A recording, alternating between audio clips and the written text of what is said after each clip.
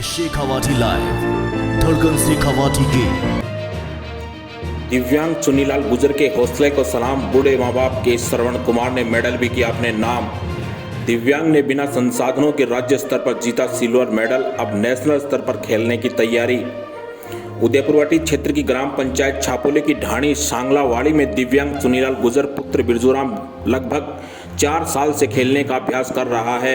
आपको बता दें कि दिव्यांग चुन्नीलाल दोनों पैरों से विकलांग है। इसके बावजूद भी खेलने का काफ़ी जुनून है, जो सुबह 4 बजे उठकर प्रतिदिन दिन भर समय के अनुसार अभ्यास करता है। इनकी माताजी गृहिणी है, पिताजी एक कृषक हैं जो पानी नहीं होने की वजह से अब खेती भी नहीं कर पाते हैं, जिनकी उम्र लगभग 80 वर्ष हो चुकी है। दिव्यांग चुन्नीलाल गुजर की अन्य कोई सहारा नहीं होने के कारण बिना संसाधनों के राज्य स्तर पर सिल्वर मेडल भी जीत चुका है। अब नेशनल स्तर पर खेलने की तैयारी कर रहा है।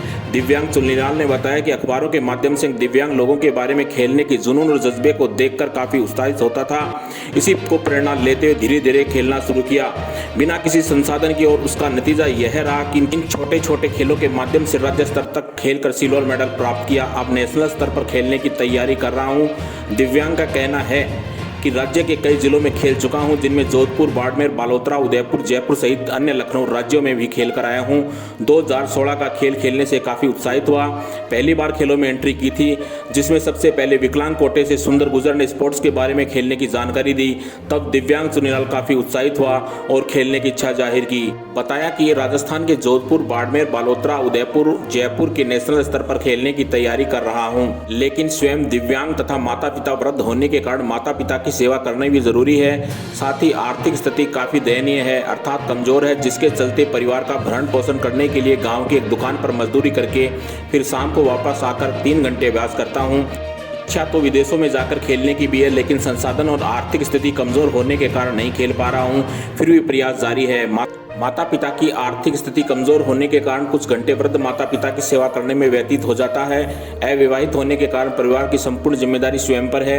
एक वक्त की रोटी तो दूर की बात है, परंतु पानी पीने के पानी का टैंकर भी खरीद कर डलवाया जाता है। दिव्यांग चुन्नीलाल गुजर ने यह भी कहा कि मेरे जैसे क्षेत्र में काफ़ी ऐसी प्रतिभाएं हैं जिनको प्रोत्साहित करें एवं सरकार के स्तर पर विकलांग खिलाड़ियों के लिए खेलने के संसाधन हों, तो राष्ट्रीय स्तर पर ही नहीं नेशनल और इंटरनेशनल स्तर पर खेलकर गाँव, शहर, जिला, राज्य, देश का नाम रोशन कर सकते हैं। यदि मेरे पास खेलने के पर्याप्त साधन हो तो मैं गांव, शहर, जिला, राज्य एवं देश का नाम रोशन कर सकता हूं। आपकी जानकारी के लिए बता दें कि दिव्यांग चुन्नीलाल गुजर 2020 में जोधपुर में आयोजित प्रतियोगिता में राज्य स्तर पर खेल चुका है।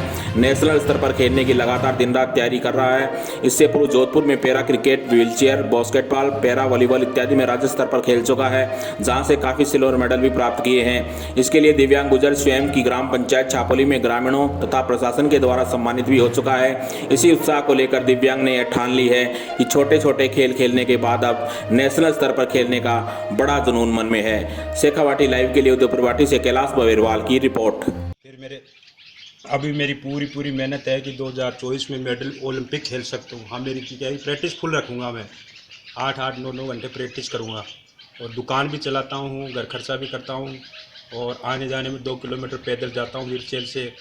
जैसे अवनी लखेरा, सुंदर गुजर भैया और मेरे कई नागर, कई मेरे सपोर्ट मेरे साथी थे, वो आज ओलंपिक खेल चुके हैं टोक्यो में। तो मेरी भी आज रुचि हुई है कि मैं भी आगे जाके कुछ बनूं, खेल में कुछ आगे कुछ लाइफ है तो